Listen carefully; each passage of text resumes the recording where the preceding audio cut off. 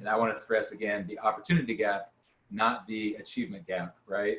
How could we give access to students that didn't traditionally have that same access in their public school? And that was one of the big goals. So that's where I really delved deeper into more of the equity issues that existed in education, because the whole purpose of the school was to start chipping away at, what opportunities I had as a student at the neighboring school districts that are a lot more affluent, and what opportunities students have that didn't have those advantages as the other students. And while I was there, I met my co-author, Nathan Maynard, who is a long-time proponent and a long-time user of restorative practices. And he actually used them in the juvenile justice field. And when I met him and we talked, we realized we had a shared love of restorative practices and a shared love of, giving students a voice, even in the discipline process. And when we got to talking, at the time, I had this thing where I was tracking student behaviors at the high school I came from. And it was working really well because I could track the recidivism of behaviors and realize that if students did something, how long would it take them to come back to me? Would they be doing the same things in other classes? Was it having an impact? He saw what I was doing at the school I had come previously from, and he said, I bet we can make that into an app. And I go, yeah, right, Nathan. Like, who has an app, right? Like, because I have a friend who makes apps. I'm like, yeah, right, Nathan. So while that conversation happened, I kind of forgot about that, and then I came back, and then we decided, we decided to write a book about restorative practices because we thought restorative practices is just something that is, we look at, the tier 2 and tier 3 interventions in schools, and that's where it usually lies. It usually lies with the administrator. It usually lies once the problem gets deep enough where the principal is then, or the assistant principal or the dean is being reactive. So we wanted to write a book that was a lot more at that tier 1 or that teacher-facing level, and could actually make it so teachers in classrooms could do these practices. And while we were writing the book, he actually did have a friend that made apps. So we made an app called Behavior Flip, which was actually the first app to incorporate restorative components into it and track the effectiveness of restorative practices. Great, thank you. Pat, could you maybe share a bit about your background and your journey with restorative practices? Sure. Yeah, sure. I'm happy to be here and welcome everyone. There are no apps in my story. I'll just say that up front. I think I'm a couple of generations maybe before Brad. So my name's Pat Lewis, as Pam introduced me, and I am very recently appointed as the director of the Canadian affiliate of the International Institute of Restorative Practices. And I say recently, I think 6 weeks ago is maybe when the appointment happened. I come from a long career in education, so as a teacher, and similar to Brad, my favorite age group was middle school. So I spent a lot of time as a middle school teacher and ended up going into administration. And then spent a long time as an administrator at a middle school too, at a number of middle schools. In terms of my restorative journey and my journey to restorative practices, I think there's some similarities again with what Brad suggested or shared. And I think similarities with many practitioners is that I had the philosophy and this set of values and beliefs about teaching and learning before I had the language to articulate them as restorative practices. So I think when I reflect back, I remember the essay that I wrote for my Teachers College application. And in that essay, I talked about one of my siblings who had had a really rough time at high school and, lots of trouble with the principal, lots of punitive discipline. And she ended up dropping out of school and nobody really noticed. Like no one had ever sat down, I think, and asked her and gotten to know her and tried to figure out what was going on.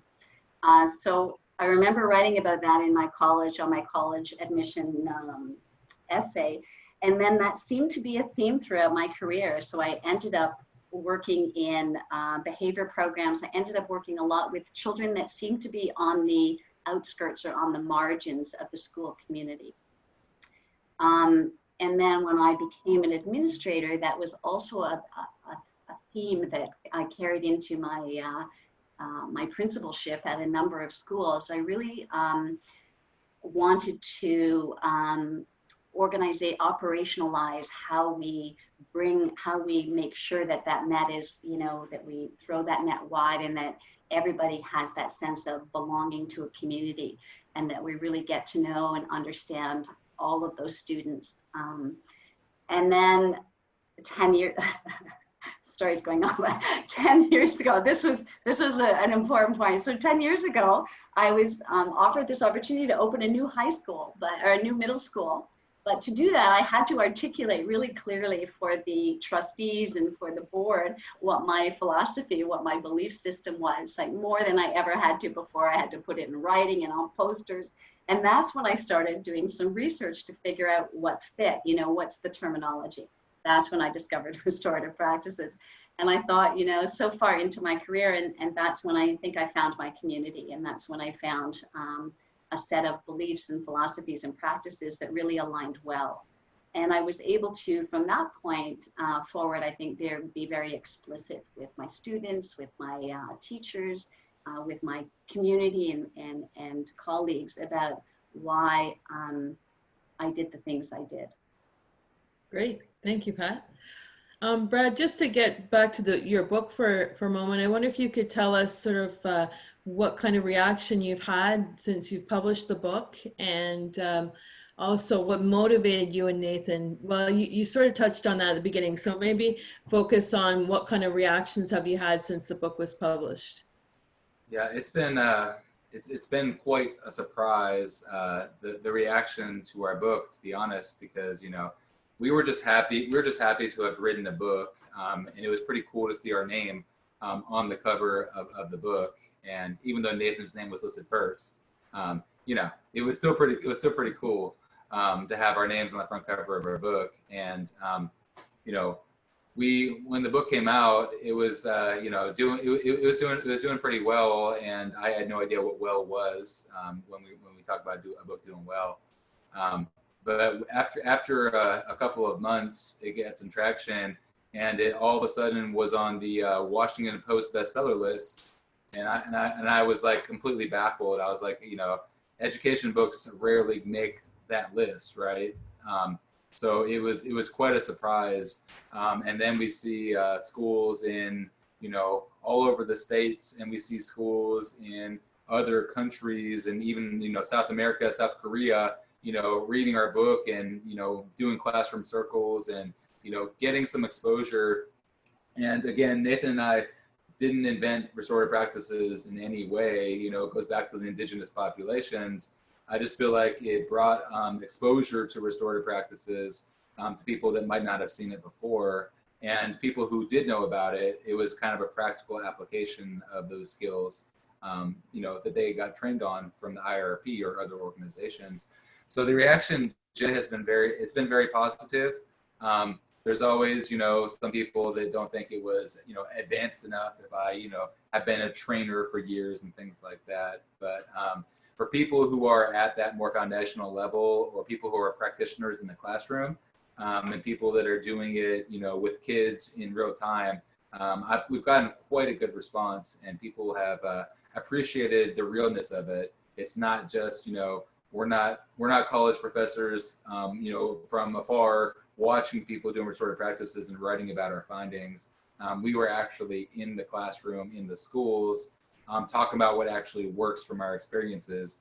And we're just happy that what worked from our experiences happened to also work for others who read the book as well. I mean, we get emails, you know, we get emails several times, you know, a month, if not week, talking about, you know, I used your book and it reduced suspensions and referrals in my school a lot, or I used it and now my classroom community is so much better because we're doing circles now.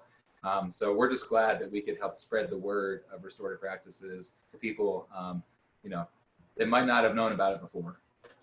Great, thank you, and congratulations on the recognition from Washington Post. That's a big deal. And I know that we were talking earlier before we started this evening about how we use it, we talk about it in our training with IRP. And I think as a former principal in schools practicing, as Pat talked about, It's very practical, especially for teachers and new teachers. And because as you said, it's real, and classroom management is always something that teachers, struggle with, especially at the beginning. And so to see restorative practices embedded throughout the book is a really, really positive thing as far as I'm concerned. So the next question we wanted to ask, Brad, is what changes did you notice in your classroom or in your school when you started to apply the principles of restorative practices that you describe in the book? One of the biggest changes that I noticed was when kids felt heard, when they felt like they had a voice in the discipline process, when they felt like we were co-constructing what it was that would happen, how they could fix it. They were quite surprised, right? Because the kids, they might just want to take their attention because it's easier.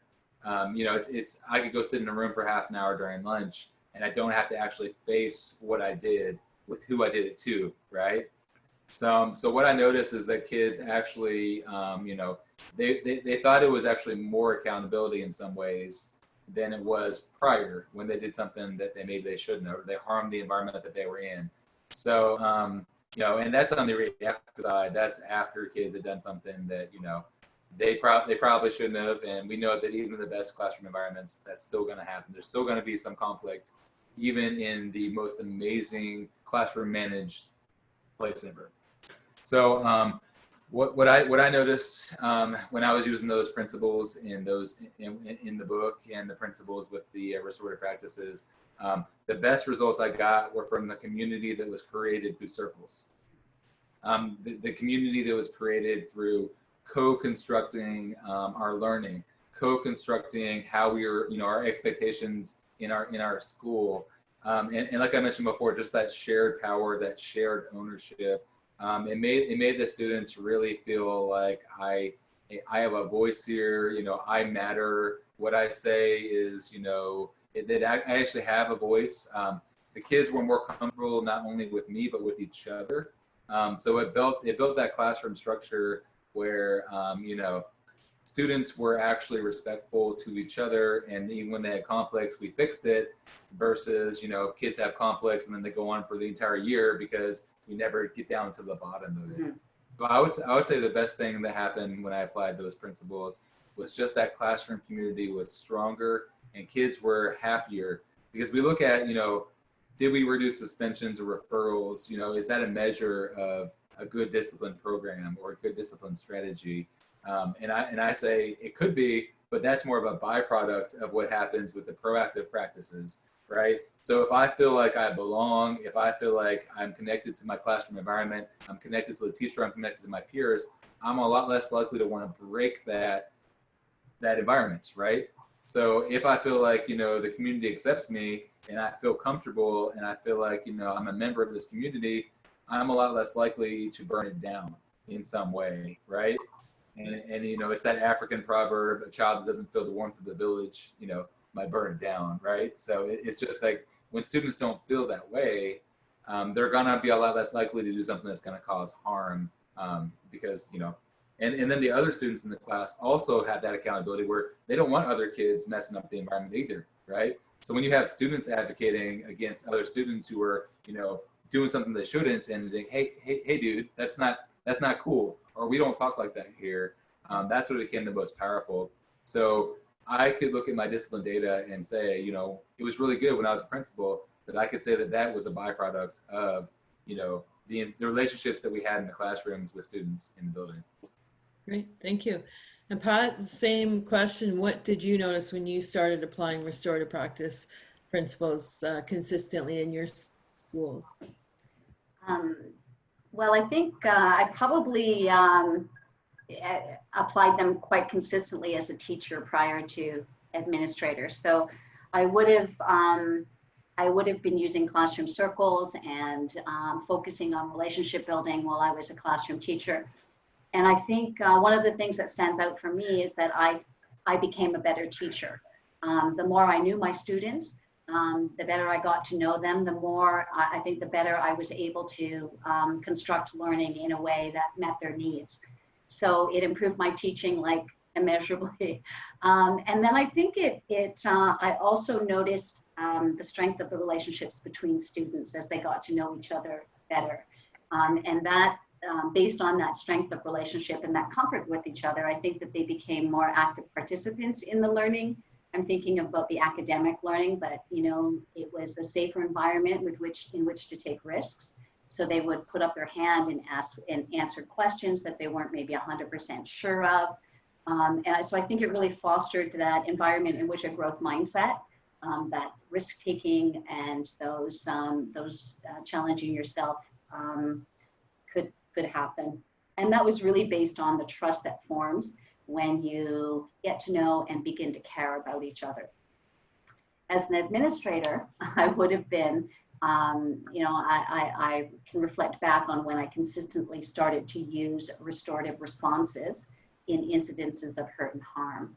I think that initially there was a lot of surprise and some discomfort. I think restorative conferences and responsive circles when harm has happened, I think that is harder for students. I think having to face the person that they've harmed and really to work with them to talk through the situation, how each other felt about it, and then to take responsibility for repairing that harm. I think that we are challenging them to take that accountability, and it's hard.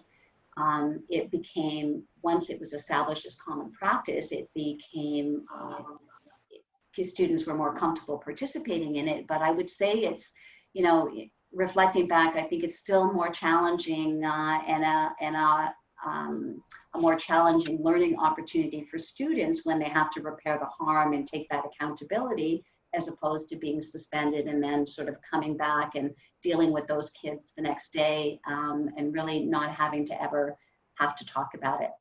I got very positive responses from my community when I started using restorative conferencing and restorative approaches to hurt and harm. I think that all parents want they send their children to school to learn the curriculum, but they also want them to develop into good people, good people that care about each other, that can take care of when they do cause harm, that they know how to repair that they can go through a process, that they can take accountability. So my parent community has always been very supportive, whether they were the parents of the child who got harmed or the parents of the child who caused the harm. They were quite engaged. I made a point of making sure that I engaged parents whenever possible as people who have been impacted by an incident, and I think that helped to build their understanding of the process. Mm-hmm. Great, thank you. And I was just going to say, I was just going to add, Pam, that of course suspension rates went down, but I agree completely with Brad. Like, that's just a byproduct of the real change that's happening in the school. Thank you. Okay, so as we know, the world of school has changed significantly, even in the last few months as we're all dealing with COVID-19. And I'm wondering, as the schools struggle to ensure the physical and mental health of the students and the teachers and all the staff, when we're looking at going back, in some schools have started going back, I know in the States abroad, but and also maybe some provinces, but everybody's looking at going back in the fall in September for sure. So in this time of hybrid models, some virtual learning, some face-to-face learning, physical distancing, do you think restorative practices are still relevant? I would say that restorative practices are just as relevant as ever. It's just different. It's just a different component, because a lot of our students, when we think about the emotions students have had, when we think about the trauma students have had, when we think about the experiences that they've had, them missing their friends, and we think about seeking to understand behaviors, and we think about all those components of, what's going on in the homes, and, the stress of the parents, the stress of their relatives, the stress of whoever they live with. I would say that the behaviors we're going to see this year are going to be, I would be surprised if they didn't increase as far as the number of outbursts we might have, or the number of students who are upset, or the number of students that need support emotionally and mentally and all these things. I would say the amount of support that we need to give students socially and emotionally is going to be, it could be higher this year than what is typical. So the answer is definitely not going to be punitive. So I can put that out there. We're not going to punish any trauma that a kid occurred during the pandemic or prior to it out of them, right? A kid's not going to have had a bad time or had some kind of thing happen at home, or have gone through a bad experience, or some sort of thing, and get punished out of them. So you're never going to punish the trauma out of a kid. You're never going to punish a bad experience out of a student. You're never going to punish a gap out of a kid, right? So when I'm looking at restorative practices, they just look different virtually. Like, we might not necessarily be able to hold a conference with a kid or hold some sort of mediation between two kids in person. It's just harder. I might have to pull a kid into a Zoom room or a chat room real quick. I might need to send them a message, hey, is everything okay today? I might need to talk to them before class on the phone, or their family on the phone. It's just going to be more time consuming because, it's much easier to be in the room with the kids, and during work time, I can walk up to a kid and have a quick conversation about something, right? So I think it's just going to be more complex when we're working remotely than it typically would be. But when a kid is acting out in the Zoom call, it's very easy to mute the kid, but, which is good in some ways, but the kid's going to come back tomorrow. And the reason why the kid was acting out in that Zoom call, you can't just mute the kid every day. That's an exclusionary process, just like it would be kicking them out of class. Mm-hmm. So we have to figure out why that kid feels the need during Zoom to, get up and, do whatever they're going to do, or to, blow kisses at people and do all those things they might do in Zoom that they, and we have to talk to the kid about that, we have to talk to that kid about, they might be sitting in their chair too long. If they're a kindergartner or they're a first grader, and we're keeping them in a chair for 20 minutes in a row during a Zoom lesson, even though we wouldn't do that during class, right? So we have to look at our teaching practices. We have to look at kids not being able to stare at a screen for a long period of time. We have to look at what we're doing on our end to keep the students engaged. We also have to consider, not all of our students might be able to make that 1 o'clock class, because when we're looking at equity issues and equity gaps with students, we have to also consider that some students don't have a safe learning environment to learn from. Some students are sharing one device with 4 people. Like, they're all huddled over one smartphone, and they have 3 kids in the house. So we never know what it is that the kid is experiencing that's different from other kids. So to answer your question, in person, if we're in person with students, it's just as important, if not more important than ever, because I see behaviors definitely not decreasing with everything that's gone on. And kids are going to be, 6 feet away from each other, and they're going to be, not feeling like this is school. Like, I'd be pretty upset if I was a kid. And I've seen pictures of classrooms where kids are 6 feet from each other. In the cafeteria, you have kids sitting every other table. That social isolation and not feeling like, there's going to be a whole lot less group work this year, right? Because we can't put kids in a pod of 4 and have them work together on a project very easily. So I see the social interaction as being one of the most important things about being at school. And we're going to be missing out on that social interaction, the capacity it normally could be. And when we ask kids, what's your favorite part about school? It's recess, it's lunch, it's it's specials, it's that homeroom thing, it's that circle time.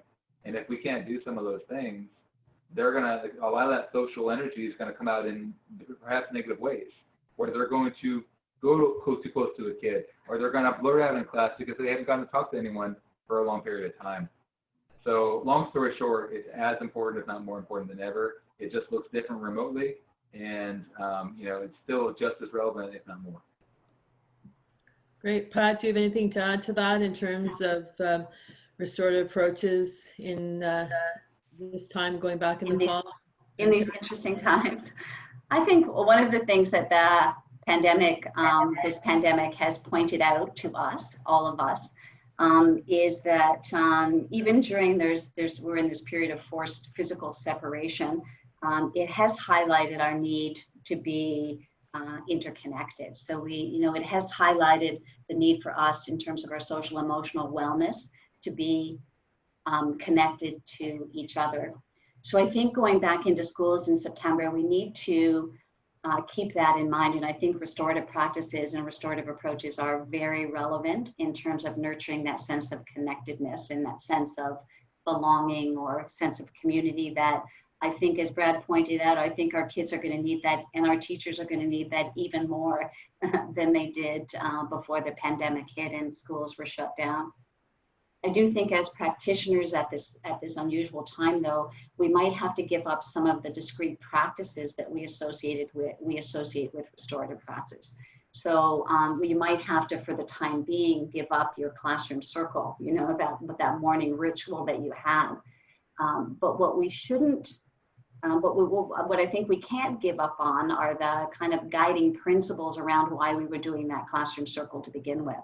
And we need to figure out other ways that meet the health requirements in your area to still realize those principles. For example, I think that we still need to be getting to know each other and giving kids an opportunity to get to know each other.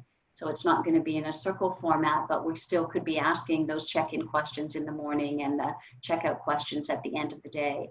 We can still be helping kids to get to know each other, moving from low-risk questions to higher-risk questions where they really get to share some affect. I think one of the guiding practices or principles of restorative practice is that, you know, that we all have this need to be heard, for our voice to be heard. And so I think we can still facilitate that in our classrooms, even with social distancing. It might look different again. It's not going to be in a circle. It might not be in a small group. It might not be in a conference, but we can provide those opportunities for kids to share their stories, for affect to surface, because we know when people share of themselves, when affect surface, when they use affective language, when we use affective statements and questions, that relationships are more likely to be built, stronger relationships to be built. So I think we have to stick to those guiding principles. I think as an educator, we know as well that when we operate in the with quadrant of the social discipline window, that we're more likely to be building the kind of strong relationships that will help our children to be successful. So as a teacher going back into the school, I'm still going to be thinking always about how can I be doing this with my students and not for them or not to them. I think some of our kids will come back very, you know, some of our kids and staff will come back quite needy. So there might be, you know, they might need a lot of love, I think, because we don't know what experiences they've had during this time and what that home environment is like. So we're going to have to, as practitioners, allow ourselves to spend some time in that box to really be, you know, doing a lot more support and maybe lower our expectations for a little while. But that's only until we can move more firmly into that with box. So I think that, you know, continuing to focus on building strong relationships, on getting to know each other, operating in that with quadrant, using affective language, giving our kids a chance to talk and tell their stories. I think all those really important restorative principles will still be at play and will still help us build strong relationships until we can reconvene in a circle. Mm-hmm. Great, thank you. So Brad, when we're talking about stakeholders, wondering what you're thinking about how to bring parents engage them in this school community. So I know from my own practice, that's always something that is a little bit challenging. The students seem to pick up on restorative practice principles quite easily, and as do the teachers. And I'm wondering how we can engage parents and the community and bring them along as well. Yeah, and that's tough. It's really hard. It's not restorative practices. It's anything that school is doing. How do you get parent buy-in? How do you get parents to know what's going on in your school? So I would say that the hardest part too, you see a lot of people complaining about the new way of math. Like there's this, you know, we're looking at just multiplication and how there's a new method of multiplication with everyday math and, you know, Common Core math and things like that. And parents are like, but I didn't grow up with multiplication looking like this and that and that. I don't know how to do this math problem anymore. I know basic multiplication. So the same thing with discipline, right? Parents didn't grow up with restorative practices by and large. I mean, I'm sure they've had some great teachers that had some of these, you know, restorative conversations with them, but didn't quite call it that because it hasn't been in education that long, right? Like as far as, you know, it's been around for a long period of time, but it hasn't actually been in schools for that long. So very few of our parents, I feel, experienced it. So it's really getting them to understand what it is and how it works. And one of the ways to do that is if you're a restorative school, it's not just something where the parents find out about it when their kid gets in trouble and all of a sudden we're doing a mediation or we're doing a restorative justice conference and then I find out that my kid has to repair the harm, right? It should be part of what we do as a school. It should be part of our language. It should be part of our messaging that goes out to parents. You know, it should be how we do things. We should be circling up, you know, with our staff. We should be circling up in our interactions with parents. We should give parents a voice. We should take their feedback. We should take their input. We should communicate our, you know, what we're doing too. So because there's been a pretty big gap with this, my co-founder and I, Nathan, are creating a parent academy for restorative practices where we can actually put through some asynchronous, you know, tutorials about what it is. And it's not, you know, the same as, you know, we still want to convey the message in our communications home. We still want to convey the message when we're meeting with parents in person. But just, you know, what is restorative practices simply? Why is it effective? Hey, if your kid does something wrong, here's what it looks like. Here's what they do. They don't get away with it. Because I've had parents say, you can smack my kid. I've literally had parents in my office say, if they do something wrong, you can just smack them. You know what I mean? Because that's how they raise their own kid. And that's how they were raised too. So it's all about getting them to understand basically. And, you know, it's a very complex process, right? I mean, there's a lot of complexities to it. But put it simply, if your kid does something that they shouldn't, they need to make it right with the person that they did it to. And they need to, you know, take steps and actions towards repairing that harm with the person that they harmed. And really, when they understand it's that, they don't really see it anymore as, you know, these kids run the school and these kids can just punch a teacher and then get a lollipop and, you know, have a conversation about, you know, your home life and then go back to class. They need to understand it's not that. They need to understand that when the kid comes to my office, my goal is to regulate that kid. My goal is to work through whatever it is that kid is experiencing it. My goal is to give those kids self-coping strategies and self-regulation strategies that they can take with them whenever they feel angry again, right? My goal is to put the two kids that got in a fight together, and now we're going to talk about the issue. One kid called the other kid fat, and the other kid was having a bad day already, and, you know, that's a third time somebody had mentioned that kid's weight that day, and on that third time, that kid just lost it, right? So that kid can hear that, you know, my day was already bad and you made it a lot worse. And the other, and you know what I mean? And the other kid can hear, you know, I understand that you felt that way, but it still is not appropriate to express yourself through violence. And here's another thing that you could have done to say to that kid, hey, I don't appreciate being called that name. You know, that hurts my feelings. And I would, you know, I mean, like, what can we tell the kid that they can do next time?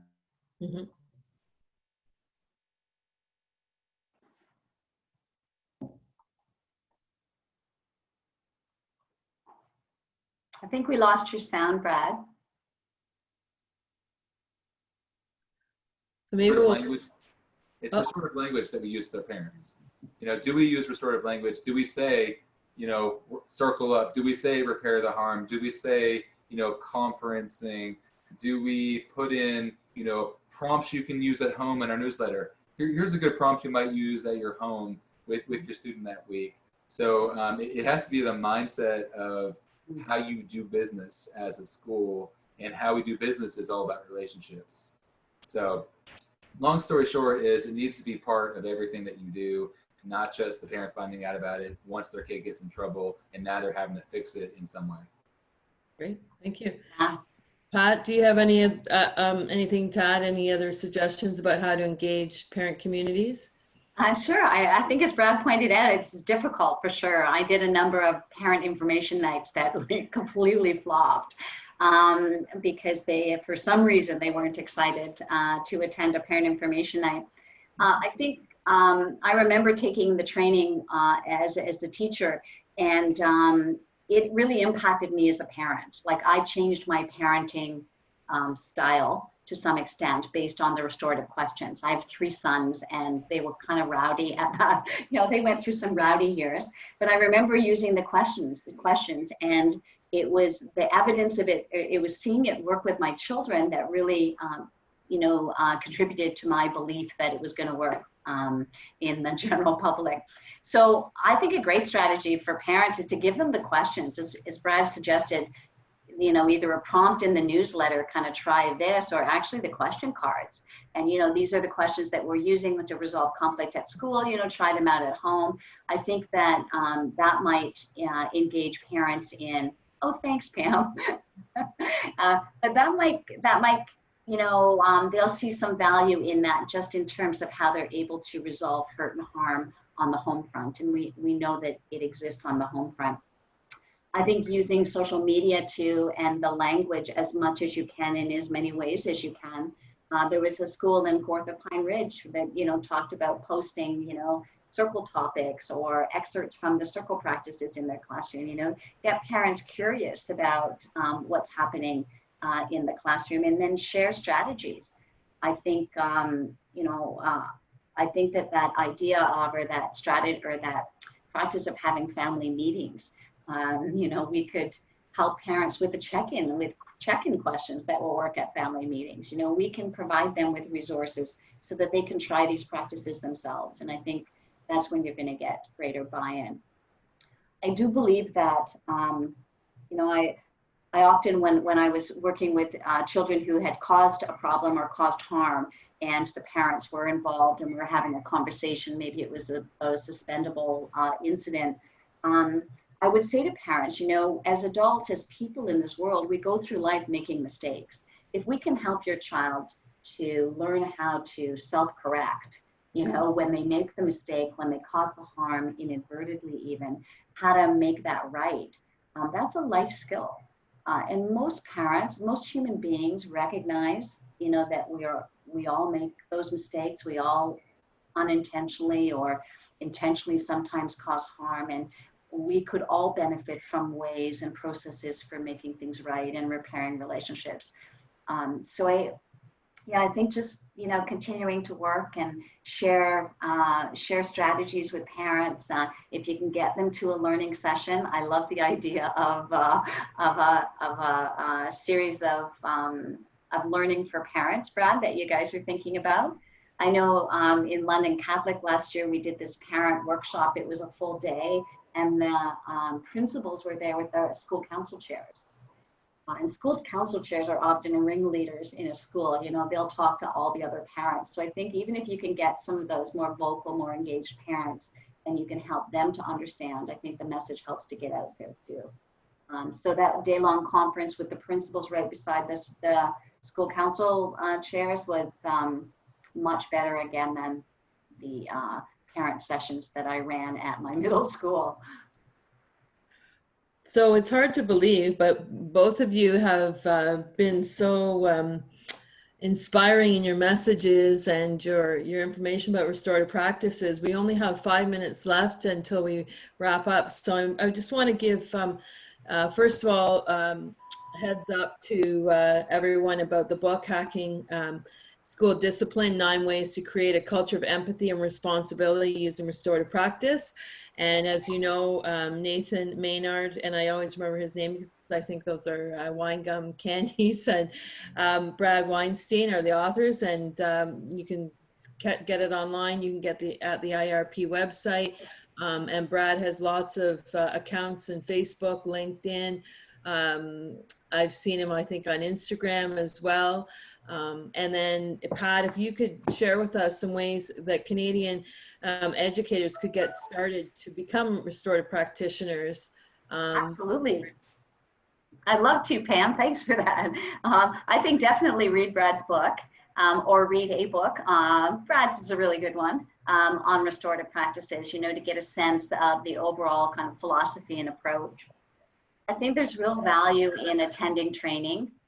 We're doing all of our training virtually now, but in the future, hopefully the near future, we'll be training in person again. I think there's real value in joining a community of practitioners. And you can do that online, perhaps through some of Brad's social media sites, but you can also do that through training. And I think that that's really helpful to learn from each other and to just be reinforced, just to reinforce your own practice and to learn more about operating restoratively. IRP in Canada, we provide training. We provide coaching for schools. We run PLCs, professional learning community opportunities to kind of go deeper. And I hope moving forward that on a regular basis, we'll have some webinars to share with you. And people like Brad to come and, help all of us sort of deepen our practice. So you can check out the IRP Canada website for more information on that. And then we'll keep in touch as well. Pam mentioned earlier that this video or this presentation was being recorded, and that will be posted on our website for your reference.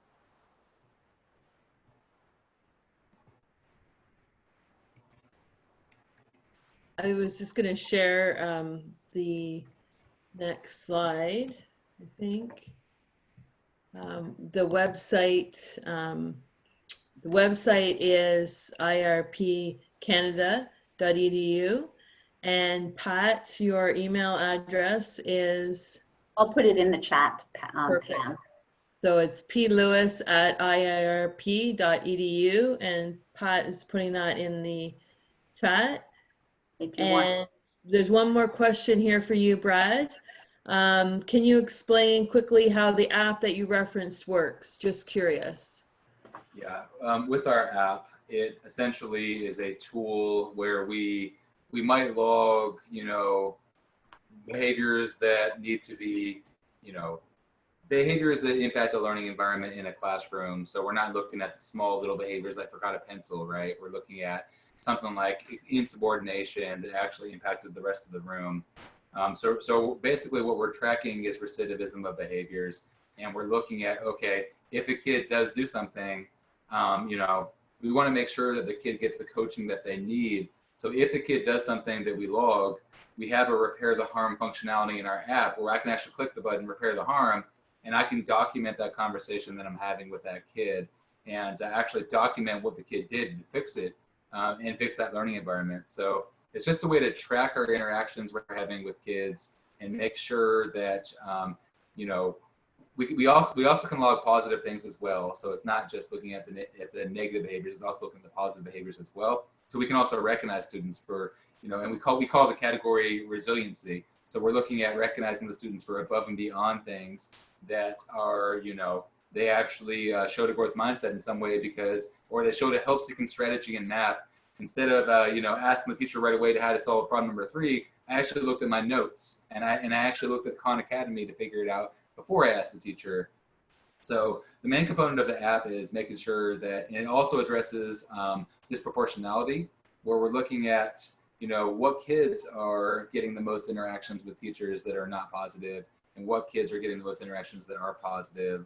So the main component is we're actually seeing whether or not what we're doing in the classroom and as administrators working using data-driven analytics. And we're using a lot of the relationship component because without the relationship component, the app doesn't work. You have to have conversations with students about what it is, and you have to fix the harm of students or the whole system will not work. So it's one of the first apps that doesn't just, do a carrot and stick system like a PBI. Some PBIS systems might be carrot and stick, where you do something bad, you lose a point. You do something good, you gain a point, right? Our system is built to focus around the relational aspect of the classroom. It's just a way for a student, just a way for a math teacher to know that in a history class, that kid's struggling too. And the history teacher's tried X, Y, and Z with the kid, and it hasn't been successful, so I should try something different. And it's a way to make it so it's not, it's visible behavior versus visible learning. So, and you can check it out at behaviorflip.com. And we're really proud of the app. And in no way is it perfect, but we feel like it's the very first app that will actually focus on the relationship aspect of the classroom versus the reward versus punishment aspect. Great, thank you, Brad. And so Behavior Flip is on the chat, as so is Pat's email address and IRP Canada, our website. As we said at the beginning, this segment will be has been recorded and will be played, will be posted on the website, so you can reference that. Just as we're wrapping up, I'd like to thank you, Brad, coming all the way from Indiana to spend an hour with us in conversation about your book and all things restorative. It was I enjoyed the evening, and I hope everyone else did. And I think that there's lots of positive things that we've learned from you and Pat that educators can take back and get ready to start up for the fall. So thanks again, and we'll stay in touch. All right, thank you. So thanks. Thank you all for having me on. Thank you very much. Good night, everyone. Thanks, everyone. Good night.